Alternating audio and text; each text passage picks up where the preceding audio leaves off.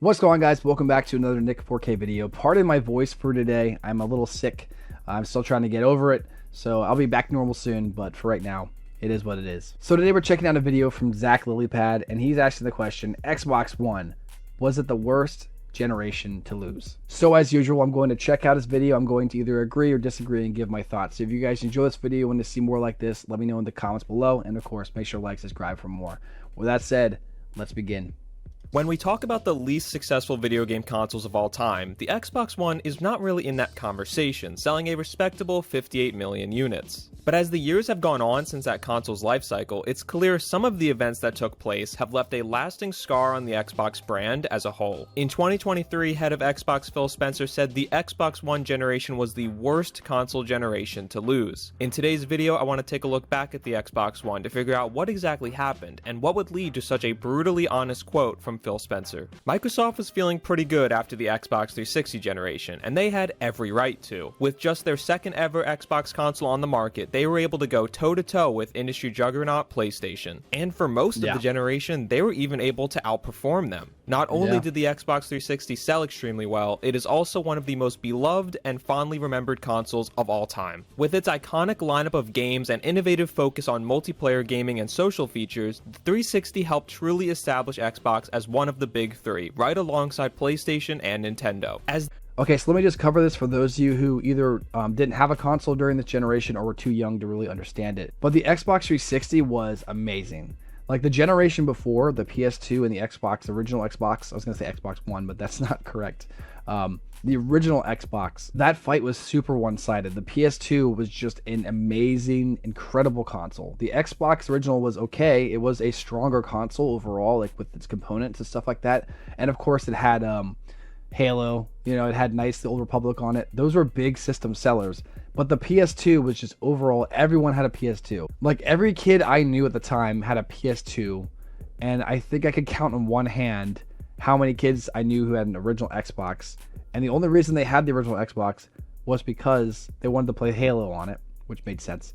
And then also, even though they had an original Xbox, they also had a PS2 as well. So it's one of those things where the PS2 was just amazing at the time. So if you ever hear like any of the older people around you talk about how amazing the PS2 was, it was incredible.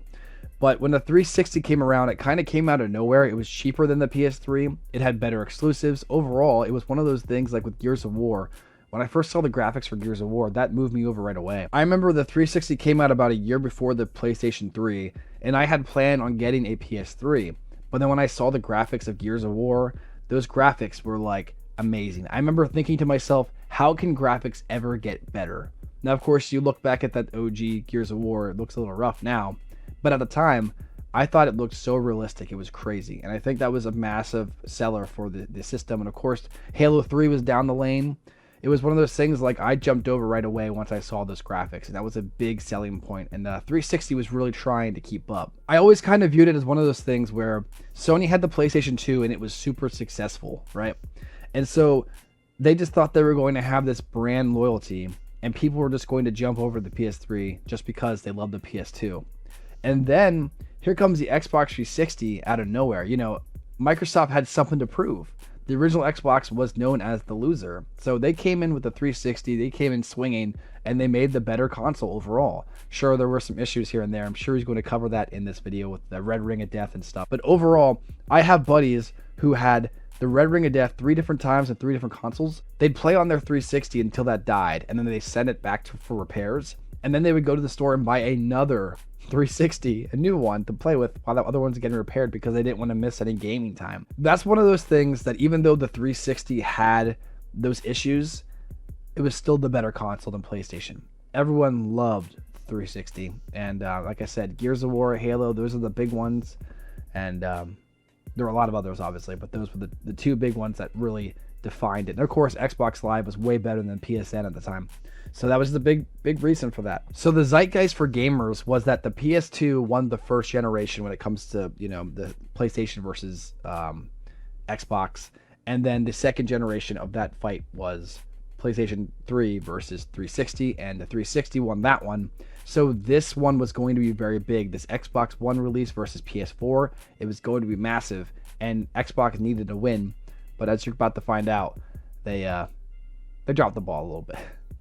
As they geared up for the reveal of their next console, all they really had to do was build off of that momentum. Rumors first started swirling about this new console around May 2011, commonly being referred to as the Xbox 720 at that time. For the most part, the rumors are what you would expect to see from any new console that we don't know much about. There were the tame, run-of-the-mill rumors about how much more powerful the console would be than its predecessor. Then there were, of course, the absurdities you would see thrown out there, such as one rumor that claimed the console would have a screen on the controller, similar to Nintendo's Wii U. While these promises of more power alongside some wildly made-up rumors were to be expected, there were some other rumors floating out there that were much more concerning. Talk of Xbox 720 not supporting used games or requiring the use of the controversial Kinect accessory were heard frequently. Additionally, there was a common rumor stating that the console would be always on, or in other words, would require a constant internet connection to function, even when using features that would typically require no internet at all. Now, if there's one thing gamers hate, it's an always online requirement, and I can't blame them for that one bit. Around this time of 2012 and 2013, we saw a few different games try this, and it usually ended up pretty horrifically. The well-documented launch problems that plagued always online games in this era, like Diablo 3 or SimCity 2013,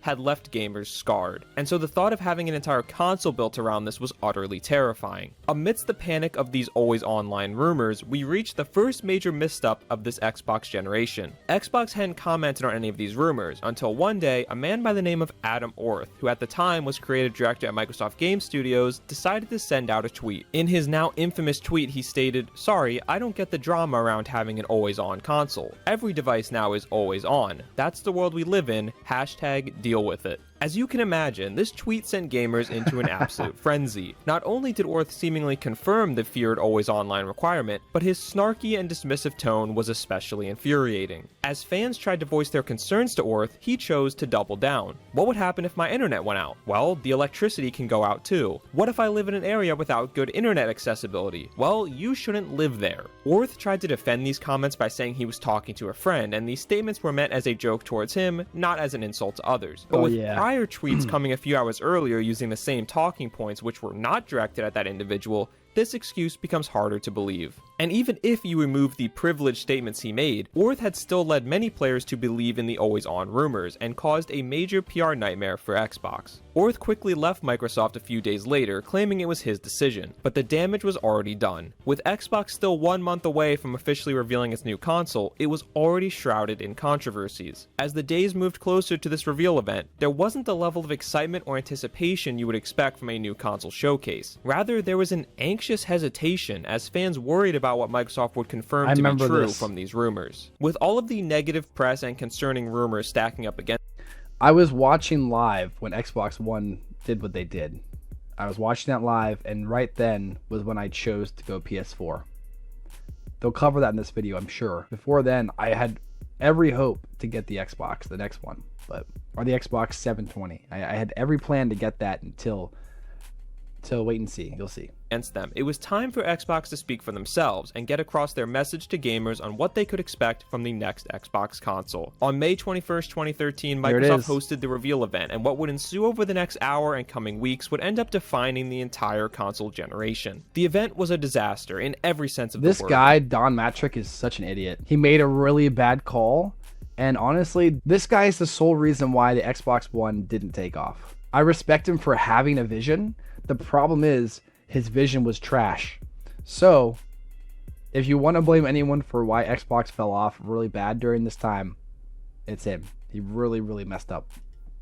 Considered one of the worst console reveals in gaming history. They start by showing off the console itself. Oh, actually, I remember there was this quote from Don Matrick, and I remember hearing this at the time too and thinking it was really, really bad.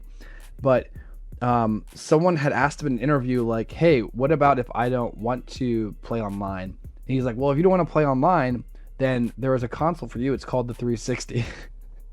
I think it's that. Or maybe he said something about the Kinect. I don't remember what it was.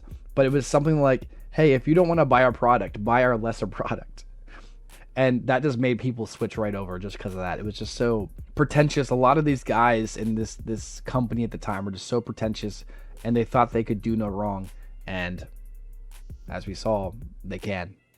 itself and revealing the official name Xbox One. I've always hated the name of this console, granted I'm a bit biased as I hate anything that titles itself with the number 1 after an original has already been released. I think it's confusing and just annoying when speaking out loud. And I mean seriously, try to have a conversation with someone who doesn't know video games about the original Xbox and the Xbox One and tell me they won't get confused. Regardless of how I feel about the One naming structure, the Xbox One was given that name for a very understandable reason. Xbox's goal with the Xbox One was to make it an all-in-one entertainment platform, home to not just video games, but also your TV, movies, music, and applications as well. This isn't that bad of a concept in theory. Most of the console manufacturers were pushing for similar things or had pushed for similar things in the past. Sony's PlayStation 2 and 3 were famous for their support of DVDs and Blu-rays, making them a go-to entertainment device for many. I remember when they were showing this off, I remember watching and thinking, okay, this is all cool, but where are the games? They do show games later, and then they mention something big. He'll cover that in this video. But it's crazy. Even Nintendo was pushing for this around this time, with their short-lived Nintendo TV initiative of the Wii U generation. What I'm trying to say is, the idea of Microsoft wanting their console to be an all-in-one entertainment system is not a strange or bad idea whatsoever. The problem was how desperately they tried to sell it. Microsoft chose to spend the entire first 30 minutes of the event talking about TV, movies, and the new Kinect device. We sat there for 10 minutes watching an Xbox representative yell at the Kinect to switch between watching The Price is Right and sports games, or how you could use Xbox Snap to have both a movie and Bing open at the same time. Again, none of these features are inherently bad, especially Xbox Snap, which probably would have done great in today's era of Zoomers needing 3 different videos playing at a single time to stay entertained, but did this all really warrant 30 minutes of our time? Not to mention, all of this new tech and features were being built around Kinect, a device that many hardcore gamers had already written off. The Kinect was a strange device, selling incredibly well out of the gate, but having a lot of problems that turned away most players. And at the end of the day, the Kinect was a device that up until this point was seen as something for casual audiences, and casual audiences probably aren't watching an Xbox One reveal event, nor would they be buying a console day one. Regardless, they finally moved on and started talking about games. Keep in mind, we are 30 minutes into an hour-long showcase at this point, and we are seeing a video game for the first time. The games they did finally show were fine, but nothing overly exciting. It was pretty standard stuff like new sports games, a new Forza, and Call of Duty. They did show Halo though, but it was to announce a TV show, not a game. I'm not trying to discredit the games they showed, but it just wasn't enough to make up for the 30 minutes of TV and movie talk that came before it. The worst part was, this event left people with more questions than answers about some of the rumors regarding always-on connectivity or support of used games. As the press asked these questions, many of Xbox's responses seemed snarky and dismissive, almost like they were annoyed that people wanted these questions answered. One particularly infamous moment came when Jeff Keighley interviewed then Xbox CEO Don Matrick and asked him what a player should do if they don't have good internet access. Matrix's response was to buy an Xbox 360. You can actually hear Jeff fail to hold in his laugh as the CEO of a company unveiling a new product just told consumers to buy the old one instead. Reporters were also able to get them to confirm used games would indeed be restricted by Xbox One. Games would get tied to a user's ID and would then be unable to be sold in the normal ways we're used to. Xbox never got into specifics of how exactly this would work though, claiming they would partner with retailers and or publishers, allowing them to charge a fee for games being played on a second ID. It was all incredibly confusing and frustrating, and Xbox's initial attitude towards this whole thing, as if players were wrong to feel this way, was certainly not helping. The Xbox One reveal had been a total disaster, and we'll talk later about just how harmful this really was, but for now, Xbox needed to keep the ball rolling as they prepared for another major event with E3 2013. I rewatched Xbox's E3 2013 press conference for this video, and honestly, I expected way worse. The conference itself actually wasn't bad whatsoever, ditching all the talk of TV and voice commands for the Kinect. Most of this conference was spent talking about actual video games, and the games shown were pretty exciting, including some big new exclusive game announcements like Rise Son of Rome, Sunset Overdrive, and Dead Rising 3. Add into that some other... You gotta remember, real quick, I'll go back to that. If you look at Rise, people really... Like, the thing about Rise was it wasn't necessarily a good game, right? But Rise looked good. Like, at the time, this looked good. And I would even say, like, even till this day, this is a low-quality video, but even till this day, Rise Son of Rome looks so good. It's probably one of the best-looking games that's ever been made, and I think because the gameplay is, like, kind of lame, it gets kind of crapped upon, but like overall it still looks really good, and it looked great on the Xbox One as well. So, you know, even though the mechanics weren't the best, I think if it played more like God of War 2018 but it looked the way it did, I think people would have loved it more. We would have had more sequels as time went on, but it was just it was rough. It was rough. Sunset Overdrive, and Dead Rising 3. Add into that some other major multi-platform games that made an appearance like Metal Gear Solid 5 and The Witcher 3, and this was genuinely a really strong showing from Xbox. Towards the end of the conference, they had the big moment of announcing the price of the console. It was announced that the Xbox One would retail for $499. Keep in mind, this price point was for the console itself, as well as the Kinect accessory, which would be bundled with every console, whether you wanted it or not. It had been a few weeks since the controversial Xbox One reveal event, and while those issues still loomed large, Xbox fans were understandably feeling a bit better immediately following this E3 showcase. That is, until it was time for Xbox's competitor to hold their press conference. Xbox fans, I'm sorry to do this to you, but we need to talk about PlayStation's E3 2013 press conference as well, because it is a huge part of this story. PlayStation was also promoting their new console at E3 this year, and their conference started off pretty normal. They showed off new games and features that would be coming to the PS4 console, just as Xbox had done a few hours earlier. But then suddenly something changed. The then president and CEO of Sony Computer Entertainment America, Jack Tretton, walked onto the stage with a smile on his face he could hardly contain. As he begins speaking, I can only imagine the horrors of Xbox executives everywhere. Tretton begins going down the list of every controversial Xbox One feature we've spoken about and confirms they won't be present on PS4. With every statement he made, the crowd started going crazier and crazier. It's not often you see one of the big three console manufacturers do something like this, especially nowadays, where they publicly call out the competition.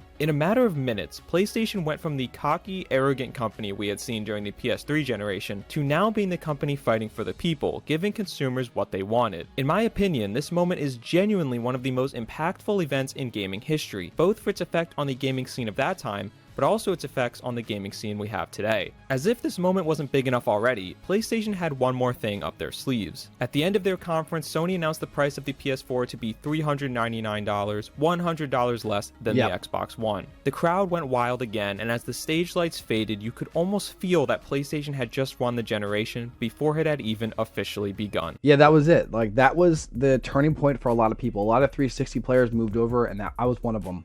As soon as I saw that, I saw it was $100 less. I saw I'm not getting Kinect with it. There wasn't any DRM bullshit with it. That was it. I moved over. And that was, a lot of other people did too. And Microsoft dropped it. I know there's a lot of other people behind the scenes that were probably pushing this, but Don was the one who was the head of it. He's the one to blame. Actually, PlayStation did this video to kind of show like, okay, this is how you share games. And it shows like these two guys and they like, hey, there's my game. You can have it. And the other guy's like, thanks. That's how you share games on PlayStation. So it's just so funny. So my perspective of this whole thing is this. Sony got cocky with the PS2 because it was so good, right? 360 came around, knocked Sony on its ass a bit. Sony had to start trying more again. Then Xbox, because they did so good with the 360, they came in cocky for this generation. And then Sony was actually trying this time. And because Xbox came in cocky, they thought they had the brand loyalty of the 360 behind them. They could do whatever they want and get away with it. And it didn't work. Sony came around, took it, and since then Sony's just been running off with it. I will say that the Series X is more of a preferred console for me. I like my Series X more than I like my PlayStation 5, but I like them both for what they are. There are good and bad on both sides, but ultimately this was a huge loss for Xbox, and ever since they could just never come back from this, no matter what they do. And I know that near the end of the life cycle, the Xbox One actually got pretty good. It even got so good to the point where I actually sold my PS4 just so I could get Xbox One, because I wanted to have all the extra exclusives and stuff that came with that. I became more of a PC player, and I still have the Series X and the PS5 now today, but I don't use those nearly as much as I use like my PC. So, you know, it is what it is. With Xbox reeling after the embarrassment they faced at E3, it was clear something had to change. And so on June 19, 2013, just 9 days after the E3 fiasco, Microsoft announced a complete Xbox 180. They announced that the console would no longer require online check-ins. Additionally, they would not be placing any sort of restriction on the sale of used games or the act of lending your game to a friend. The there gamers it is. had There's won. the video. This was the video. This video killed Xbox. This video is the one I was talking about. This killed Xbox. Like, for every other thing that PlayStation did, this is like the biggest smack in the face to Xbox that PlayStation could do. If PlayStation could do anything to hit Xbox where it hurts, this was the video that did it. This is also the video that pulled me from being a 360 guy to a PS4 guy. that was it, right here. So yeah, after this, it was safe to say that Xbox was in damage control mode, and they tried their best, but the damage was done. Eventually, it's one of those things where it's kind of like an infected tooth. If you don't take the necessary steps before that tooth gets infected, it's going to get pulled out. And unfortunately, Xbox did take the steps after. They tried to treat it afterwards, but once your tooth's infected, it's got to get pulled. You can't fix it. So there you go.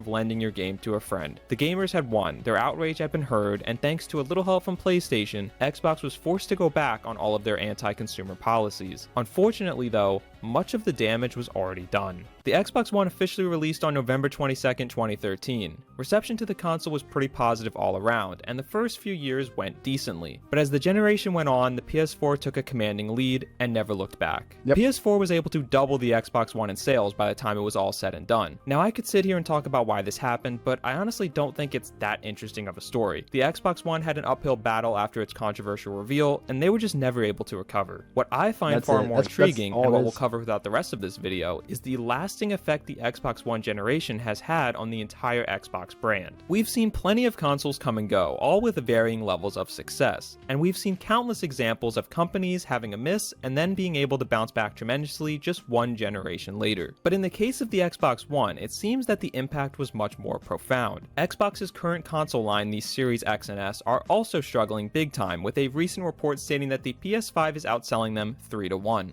According to Xbox themselves, the Xbox One generation may be to blame, at least somewhat. The basis for our discussion will be from Phil Spencer's appearance on the Kinda Funny Xcast, which aired on May 4th, 2023. If you haven't seen this interview before, I highly recommend you go and watch the whole thing. Phil was very open and honest throughout, in a way that is rare to see from someone in his position. It was here he said, and I quote, "We lost the worst generation to lose in the Xbox One generation." Why is this? Well, as Phil himself mentions, most of it boils down to digital game libraries. The PS3 and 360 generation was the first time we could download full games from digital storefronts, as opposed to going out to the store and buying the disc. However, it wasn't until the PS4 and Xbox One generation that it became more common for people to ditch discs entirely. As we reach the end of that generation, and especially nowadays, there are significantly more people buying their games digitally than physically. What this meant was that for nearly a decade, PS4 and Xbox One users were building giant digital game libraries that they understandably would not want to lose. With the PS5 and Xbox Series consoles being fully backwards compatible, this meant your digital game library would move with you.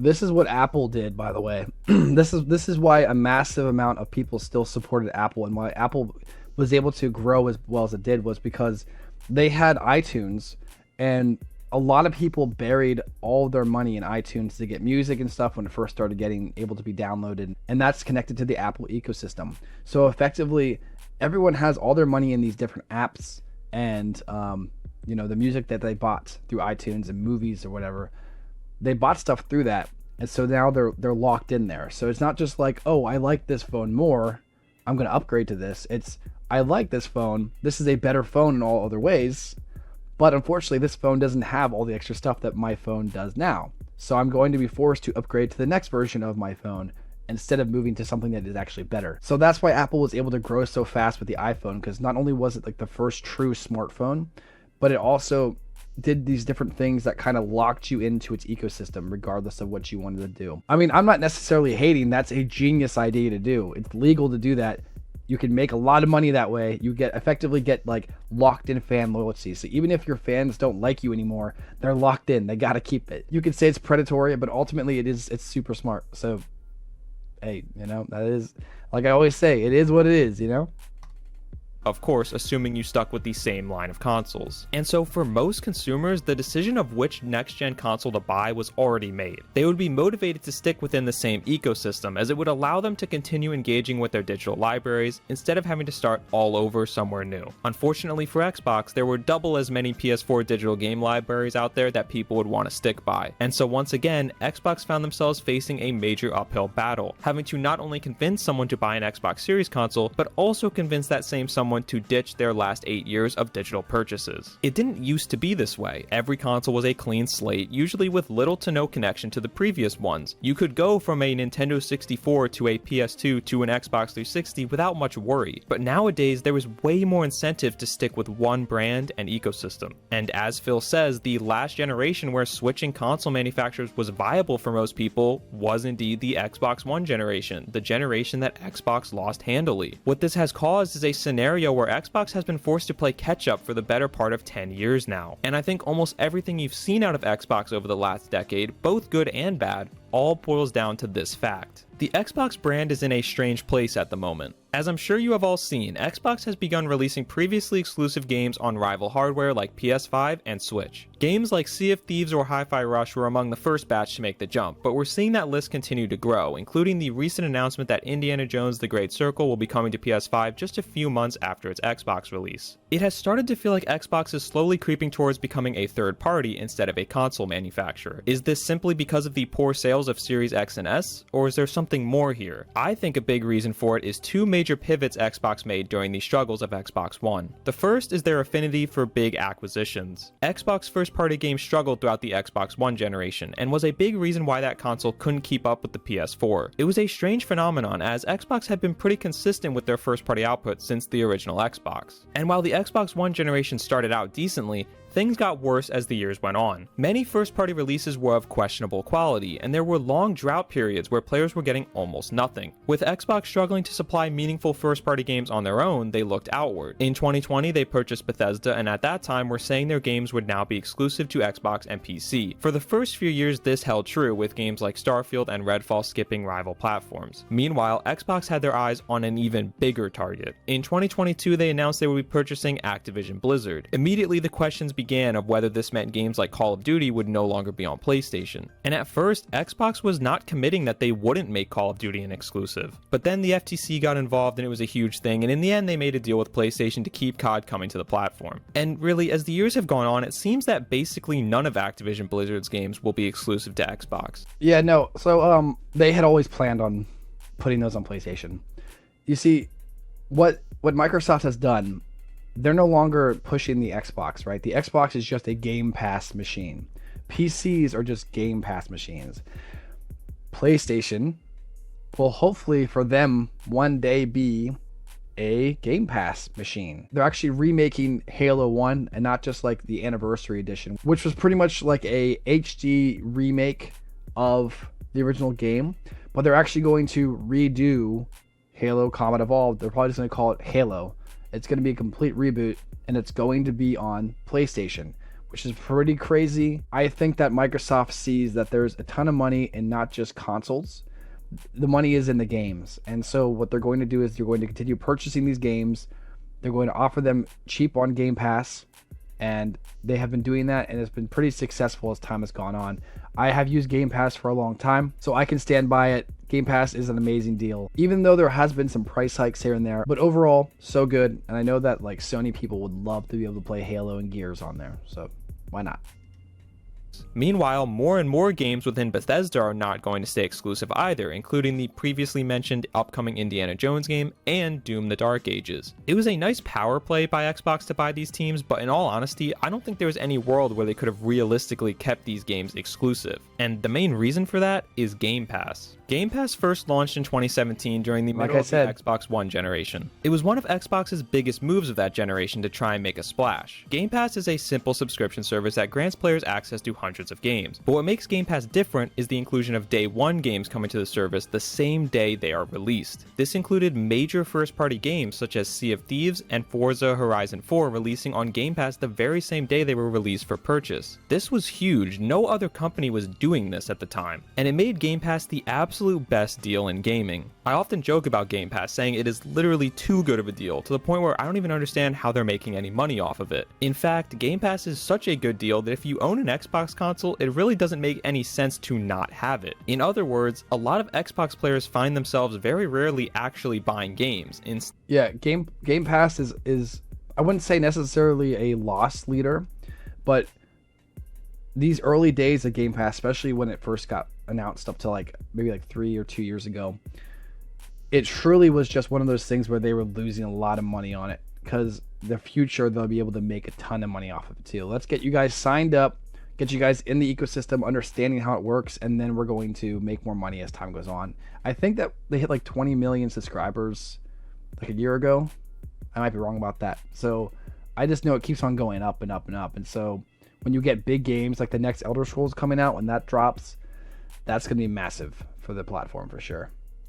Instead, just playing everything on Game Pass. In a sense, Xbox introduced a subscription service so good, they accidentally trained their audience to never buy games again. This becomes quite a big problem after acquiring two of the biggest third-party studios in the world. That's part of the plan. To support them. Game Pass has a ton of subscribers across Xbox and PC, and with them recently raising prices and adding more expensive tiers, Game Pass definitely does make a lot of money, but it doesn't make enough money to support all of Bethesda and Activision Blizzard single-handedly. That's just not possible. And so Xbox was forced to look for other ways to increase their revenue, leading to the games on rival platforms pivot that we've seen. And so that brings us to the present day. With Xbox console sales struggling and their previously exclusive games coming to rival platforms, many are wondering if Xbox will even be making consoles for much longer. For now, Microsoft's messaging has indicated that they will give it one more go with another new console generation. But if that one fails too, there is a legitimate scenario where Xbox no longer makes consoles and instead goes the route of Sega. It's pretty interesting to lay it all out like this and see it this way. The massive miscalculations Xbox made during the reveal of the Xbox One led to a deterioration of the Xbox brand and a failed Xbox One generation. This failed generation led Xbox into the Game Pass and acquisition era, two things that actually don't mix together very well at all. This very thing has cornered them into a position where they're forced to act more as a third party than they had ever anticipated. I find this timeline and story incredibly interesting, and I am so intrigued to see where Xbox tries to take things from here. I hope Xbox can find some way to bounce back, because we need that kind of competition in the console space. But for now, Xbox appears to be on a crash course to become a third-party publisher. Ironically, they would probably make more money doing so, as they would genuinely become the biggest third-party publisher out there in an instant. But will they dare to make that drastic of a decision, or will they continue floating along as they are now, making consoles while sprinkling more and more games onto rival hardware? Only time will tell. But for now, I think it's increasingly clear why Phil Spencer said what he said about the Xbox One. Despite performing fine, the Xbox One has had a decade-long lasting impact on every decision they make and every pivot they try to take. And that is why I wholeheartedly agree with Phil that the Xbox One generation was the worst generation to lose. It is true. Everything that he said in this video is true. I think that Xbox is trying to get out of the console game. I think that's pretty obvious. I think that if Microsoft wanted to stick around for one more console, the smartest thing for them to do is just release a $500, maybe $600 PC. Make a Microsoft Xbox PC. That's going to bring a lot of people over to the Xbox side if they really care that much. That'll push Game Pass more. That'll get more people into the PC sphere. I just think, like, I love my Series X, but if it was a PC as well, like, I could also like download like World of Warcraft or other PC games that aren't on consoles, and that'd be great. That'd be awesome. I don't know if it necessarily would beat Sony, but then it would at least bring Xbox to a new tier. So even though that the PlayStations would be selling more than an Xbox, it's one of those things where the Xbox would be kind of on its own tier now. It would be considered a very cheap but powerful PC compared to just being called a really powerful console. So I don't know, that just might be me. What do you guys think? How do you think Xbox could turn this around? Or do you think it's pretty much lights out? Let me know in the comments below. Make sure to like, subscribe, turn on notifications for more. Thank you again for dealing with this voice. Hopefully it's fixed by next video, but I guess we'll see. And I'll catch you guys in the next one. Peace.